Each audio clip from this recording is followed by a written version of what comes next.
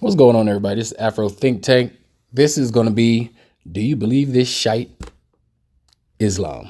All right, that's what we're going to talk about. Do you believe in this shyte? Okay, so we're going to talk about Islam, and we're going to be respectful. All right, we're going to be as respectful as we can be, obviously. But we're going to talk about it because Islam has had a major influence in the Black African community. A lot of us a lot of us in America has used Islam because we know is a combative force against Christianity, and Christianity is the force that brought us over here. It's the group. So to combat them, a lot of African Americans have switched over to Islam, but at the same time, a lot of West Africans have converted to Islam, not so much the same way we've converted to Christianity through war and treachery and slavery and all that stuff. The Islam actually migrated into West Africa mostly due to trade with Islamic people from the Orient, okay, from the Arab areas and places like that. So it actually kind of naturally gravitated throughout Africa, not so much with violence, just it was a very convenient religion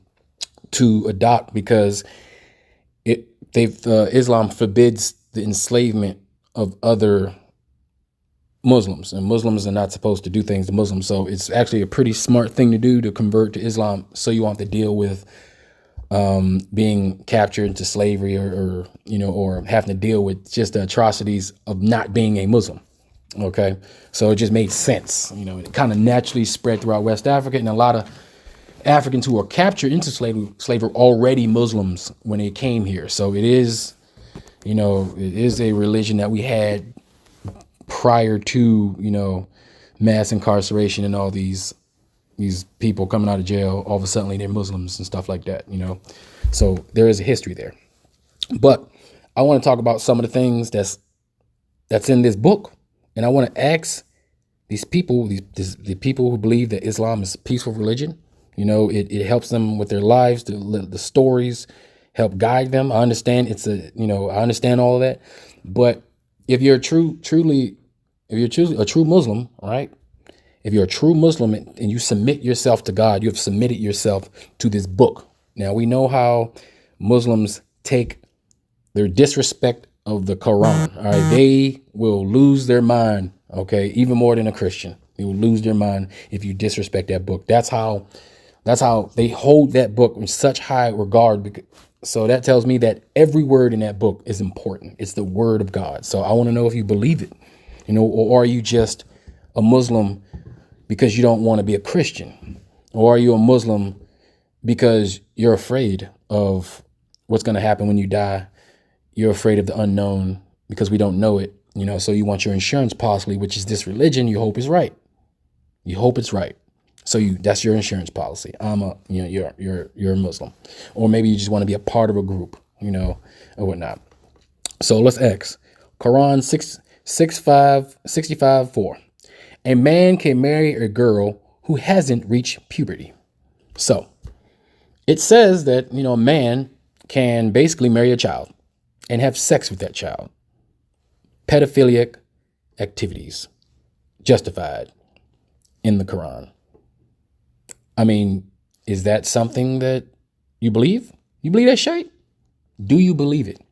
Now, I don't want to hear a bunch of this is what it really means. No, that's what it means. It means that a man can choose a woman, a little girl, who has not yet reached puberty, and copulate with her. He can do that. So basically, he can go to the fruit market, find a ripe fruit that's not ready, and he can go ahead and purchase it and eat it before it becomes ripe. That's what it's saying. Now, back then, different times, different days, people got married younger. Yeah, I mean, you can see historically, everybody kind of did that. But right now, it's still relevant because it's still in the book. So now, do you believe that? Is that okay? Is it okay for, if you're a Muslim, is it okay for a grown man to come and ask you for your daughter, and your 12-year-old daughter or your 9-year-old daughter, and have sex with your daughter? Is that okay? I just want to know. In the comment section, let's talk about it. Let's talk about it. Have you, are you modifying this book that you hold so high to go along with your narrative of how things should work? Or are you a true believer in the word for word and what's in that? Oh, the Quran. I hope I didn't say Bible. I mean the Quran, right? I mean, do you believe that? Okay. I doubt most of you actually believe that, but I want to see somebody defend it. It's in the book. It's your book, right? Okay. Quran 33:50. A man can have sex with prisoners of war. Okay. So if I make war with you and I kill you, or if I capture you, I can go and I capture your family, I can just go ahead and, it's okay for me to have sex with your wife or your sister, your mom, your kids. I can do that. It's okay because the book says I can do it. So it's justified. Okay. It's completely justified. Can't eat pork, but I can have sex with your daughter at 9 years old. And I can make war with you and have sex with your wife, your sister, your aunt, your grandma, and your daughter, and all the females in your family, because I own you. That's what the book says. Right? That's okay. That's fine to do. That's what the book says. I'm not making it up. So let me know, how do you justify that in modern days? Because every day is the modern day. The people believe they was in modern days back then. Okay. They were intelligent back then, but this is the world they lived in. This is what they said you can do, and look, every society has always raped, pillaged, and took the women. Okay. That's just something that we did back in the day.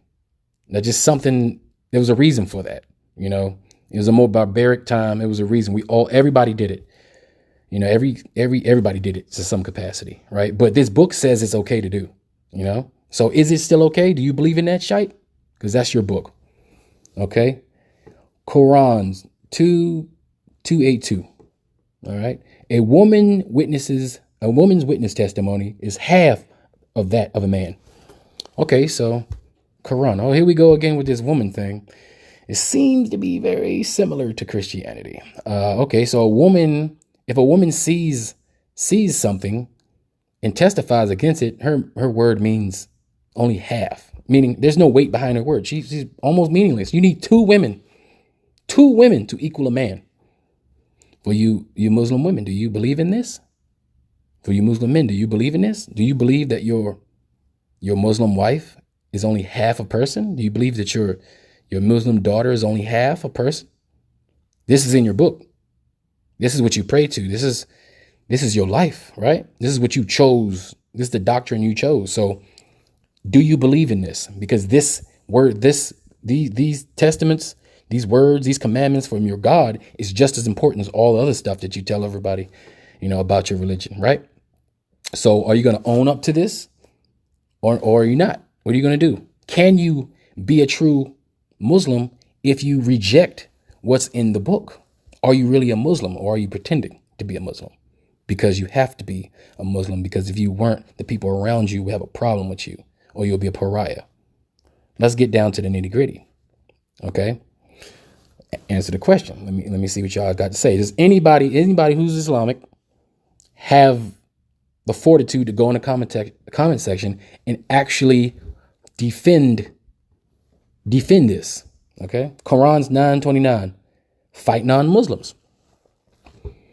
Okay. So your religion calls for the death and destruction of non-Muslims, meaning if they're not Muslim like you, you're supposed to. God said, go ahead and kill them.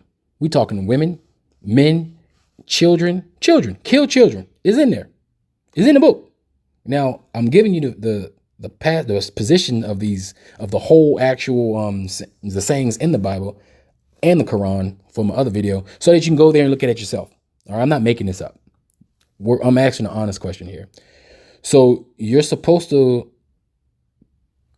kill Christians, Buddhists, atheists, Catholics, Druids, Wiccans, anybody that's not subscribing to your religion. You're supposed to murder them. So how can you get along if you got to do that? I mean, is everybody supposed to convert to Islam? so they can, not die. And like I said again, that passage right there is the same reason why a lot of Africans in Africa converted to Islam. Because like I said, Quran 9:29, fight non-Muslims. So if you didn't want to be at war with Muslims, you just became a Muslim just so you would not have to fight them, right? Better to be with them than to be against them, right?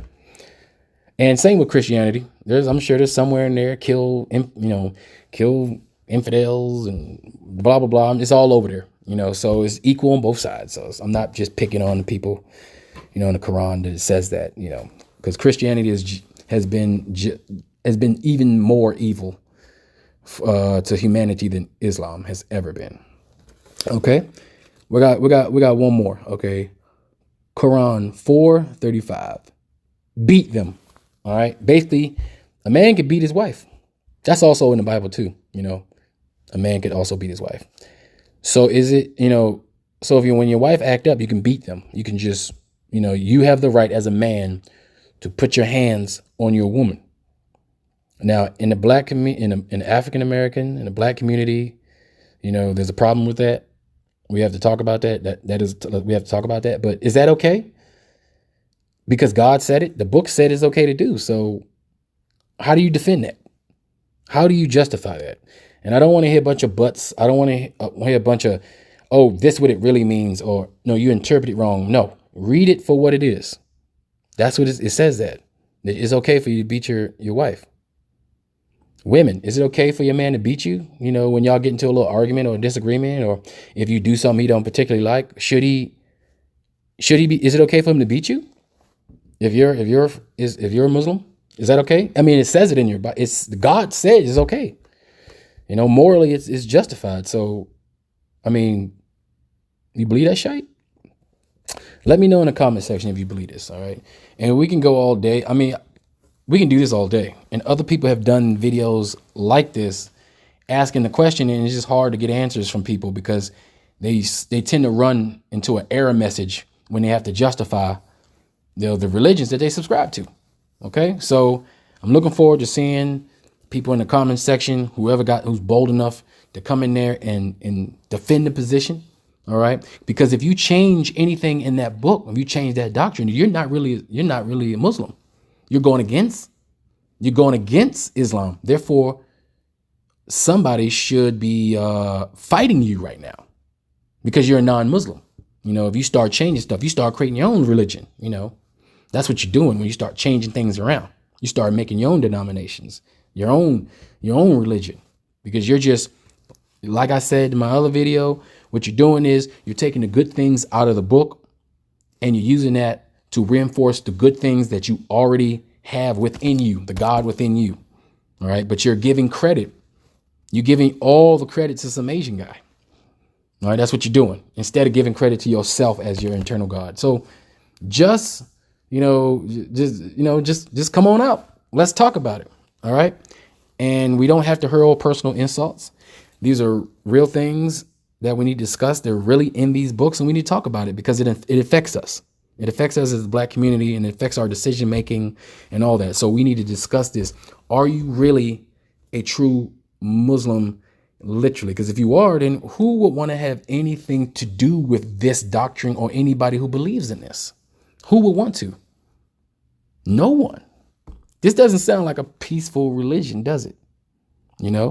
There's always two sides to one coin, black and white, right? But there's still one coin. You can't accept heads without accepting tails. Okay, so let's talk about it. This Afro Think Tank, teach something, learn something. I'm out. I look forward to seeing y'all in the comment section. Peace.